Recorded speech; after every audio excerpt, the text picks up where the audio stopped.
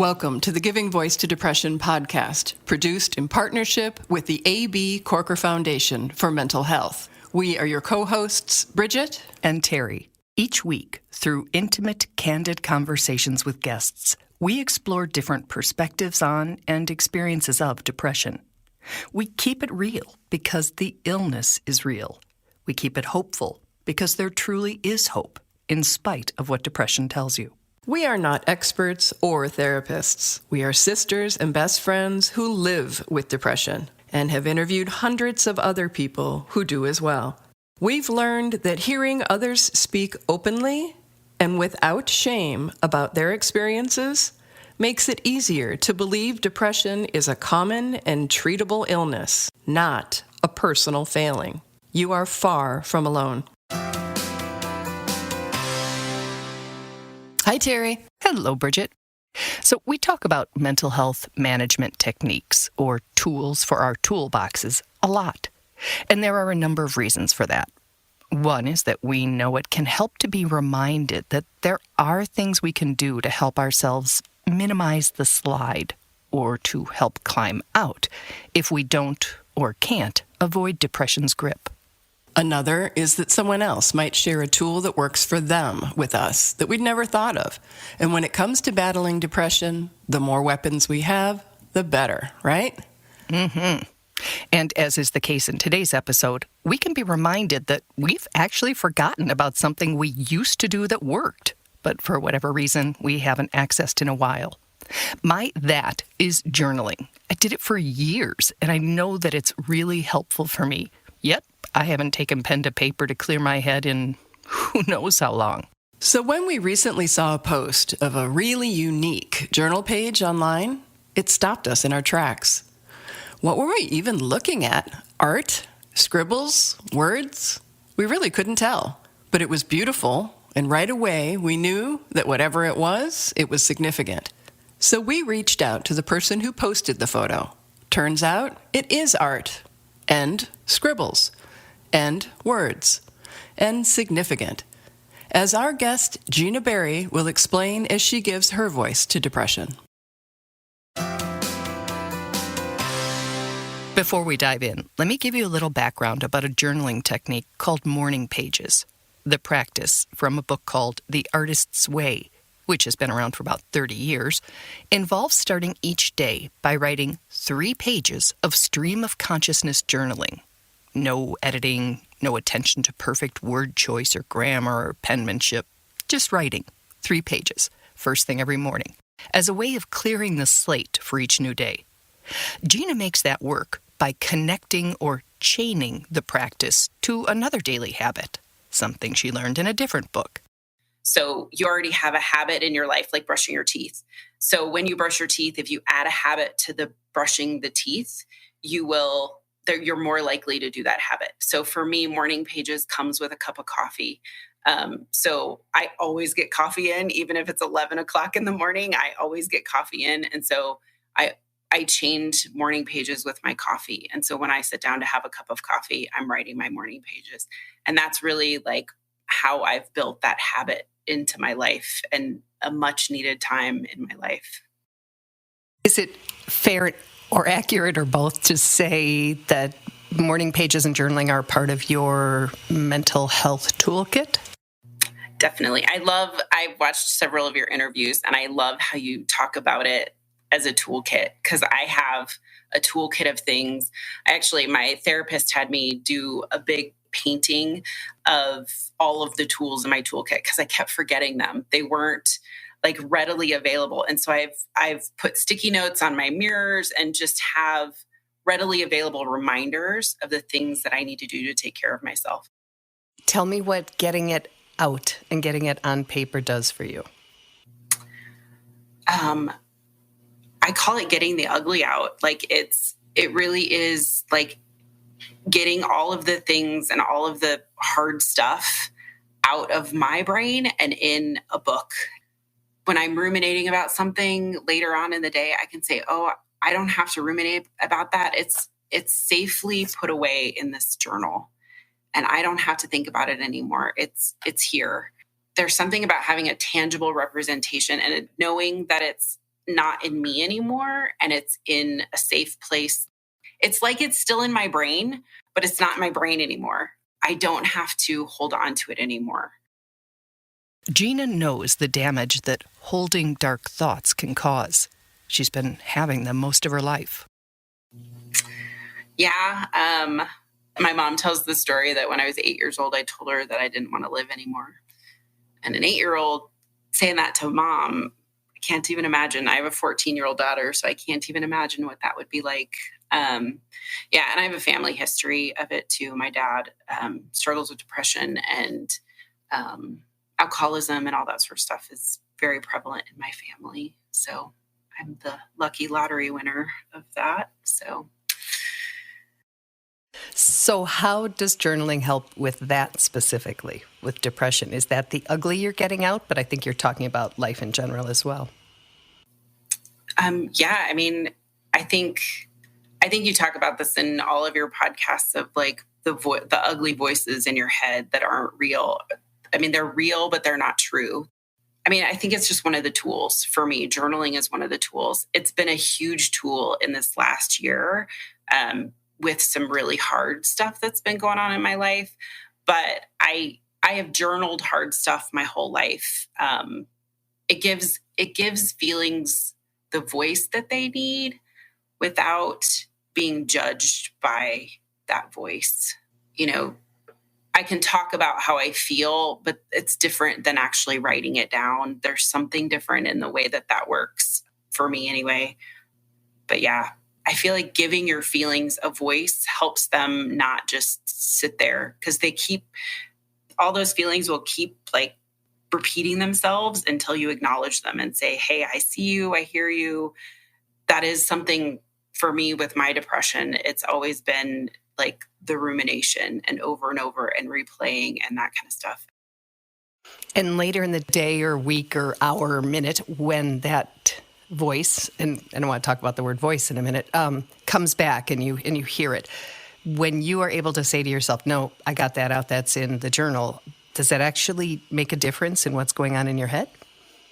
I mean, for sure. It's almost automatic that you just automatically think things.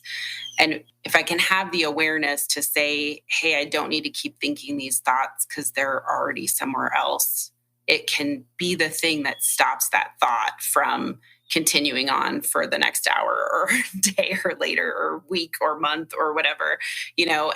And there are times where my journal page may be the same thing day after day of the same like ruminating sort of thing, but I can ruminate about it for 3 full pages and then I can be done with it. Okay, so if as you're listening, you're thinking, oh, there is absolutely no way I would write down the stuff that's in my head. I'm not going to take a chance that somebody finds it and reads it. Gina gets it. And that's why she's our guest and not some other person who journals. Remember the 3 pages a day practice? Well, Gina writes her first page of thoughts, and then over that, on the same page, her second and third pages. If you're having trouble visualizing that, be sure to look at the photo with this episode. It is so worth it. I just wrote, and then I turned it 90 degrees, and I wrote over top of that, and then I turned it 90 degrees, and I wrote again, and you couldn't read what I had written. And it was just this like moment of like, oh, that's safe now. Nobody can read it. I can't even read it. It's safe that I wrote what I was feeling. And that just started. And I filled a whole journal. This journal took a year to fill. It's messy. You know, some of this is really messy and really like angry. And you can see like some of the anger in some of these pages, and really dark. I'll get really heavy handed. And some days it's like tiny little writing over top of each other, very like precise, but it's just a texture. It's no longer actual words. The end product is a textured tangle of illegible words and thoughts. For us, it's the visual representation of what a knotted mess our brains can be. For others, they see it as a symbol of white noise. Whatever it looks like to you, Gina assures it's a jumble that feels way better outside than still inside her mind. There is something about not being able to read what you wrote and to just be able to write what you're feeling. And I've always censored myself when I'm just writing a journal. I've always been a little bit in the back of my mind worried that somebody might see this or somebody might read it. And when I started writing over top of the journal pages, that completely changed. And I can literally say whatever it is that I'm thinking in a different way than I ever could before in any writing. And even with a therapist, like it's somehow bigger than being able to talk to somebody about it. And literally filling the last page of this journal was like, I just sighed with this relief of like, wow, all of these pages and all of this pain and all of this grief is no longer in my body. It's here in this book and I can do what I want with it. Like I could destroy this. I could burn it, and there would be something healing about burning journal pages. And I've done some burning of bad thoughts, and it really is powerful to do that. But I can also paint over all these pages, and I can add positive quotes, and I can turn literally the ugly things that I've been going through into something beautiful. And I love that idea. I love that metaphor of being able to take pain and make it better, like physically actually make it better.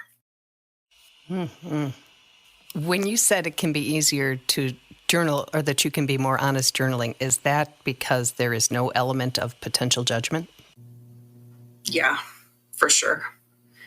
I judge myself when I write in my journal. You know, I go back and reread some things and I'm like, how did I ever feel that way? Or how did I ever do that? And journaling where I write over top of it, I don't even know what I was writing at the time. I can't judge myself. I can't go back and judge it either. I think that's one of the problems with that nasty voice of depression is that it's judgmental. It judges us and we judge it. And, you know, when you can't even judge your own writing, but you know you wrote it out, it's kind of cool to be able to do that. Journaling in that creative, artistic, and effective way is just one of Gina's unique mental health management tools. Another that we don't hear very often is making a practice of conscious giving. Because when I'm in the depths of sad or struggling, if I can remember that there's something that I have to give, it's huge. And it's just being conscious of it. Like I can give my kid, I cooked dinner for her today, and I'm being conscious that I'm cooking dinner for my kid, and that's my gift to her for the day. It doesn't have to be some like big altruistic thing. It can just be this little thing. It's about changing your mindset of I'm giving something today. I'm giving myself a shower today. I'm giving myself morning pages today. It's just that idea of giving something, whatever it is. One of the reasons we love that tool is that we know when we're in it. We absolutely believe that we have nothing of value to offer the world. It's one of depression's most dangerous go-to lies. So if we can shift, and like most tools, that might work best before we're in the pit, but if we can shift our mindset to consider every kindness that we offer another human or ourselves a gift, wow, there could be real and healing power in that. You mentioned other coping strategies. Let's shift to that. In addition to journaling, what helps you? Do you do medication? Do you do therapy? Are those things you utilize? So I was on Prozac for a long time, and then all sorts of other things. I was on lithium for a while. I was on some pretty heavy duty drugs, and then they tried Zoloft, and 2 weeks into that, I had an allergic reaction to it. And since then, I've really tried to stay away from medication just because of that reaction. I don't want to go there again. I tend to stick with supplements and diet and really trying to concentrate on those things when I'm in the depths of depression, which are really hard tools to kind of make yourself do. Because when I'm sad, I want to eat carbs. And that's kind of the worst thing I can do. My dog is a tool. She gets me out of bed every morning. She makes me go on walks every day. She's a big tool of helping me get out of the funk. But yeah, so traditional therapy has been helpful to a certain extent, but just kind of having somebody remind me about using my tools and giving me tools to remember my tools has been helpful in that way. The bottom line, there are lots of tools out there, and we can modify any of them to make them fit and work better for us. There are tools that can help you, and don't give up until you find a tool that works for you. And that tool may not work down the line, but it may work today. And I think we've kind of re-remembered tools along the way, and you re-remember things. So keeping some sort of record of what's worked in the past to kind of call upon when you need it. I love your idea of a toolbox, like literally having a toolbox of things with sticky notes of what works and what doesn't. It's a huge piece of the puzzle of reminders, like just needing a reminder, but you're not alone and that it does get better. Like, I think when you're in the midst of it, it feels like it's going to be forever, but you were okay at one point in your life. And so you will be again, but it's not easy. I know those of us with depression can't always have good days, but there are things we can do to take care of ourselves. Perhaps that's a better question for us. Again, like Gina said, find what works for you and be ready with a backup if it stops working. And something else that we spoke with Gina about that we're actually going to save for a future episode. What specifically does your depression tell you about you? Our hypothesis is that if we asked a bunch of people that question and shared their answers, that we'd be able to see a very clear pattern, and maybe, just maybe, that would help us all in some way. And we would love to have your voices in that episode. So please help us out with this and help somebody else out with it. Go to our website, givingvoicetodepression.com, and up in the upper left corner, you're going to see a big red button that says record a message. You can leave us an anonymous recording with just the answer to that question. What does your depression say about you to you? And we'll compile them for an episode in the new year. And wouldn't it be something, Terry, if our hypothesis is right, that basically it's telling us all the same things? Mm-hmm. I mean, when I think of that reality, when I think of how oppressive and painful and powerful and mean that voice is, and if we can put, I literally see like a balloon with a sewing needle, it has to take some air out of it. If we can, what's the opposite of disguise? If we can reveal its sort of simplicity and just pull that curtain back, I think it would be really fascinating. So we can't do this without you. Please reach out. It's anonymous. Just push the button. It doesn't have to take you long. And let's just see what reveals itself. It'd be fascinating. We thank you in advance for helping us with that.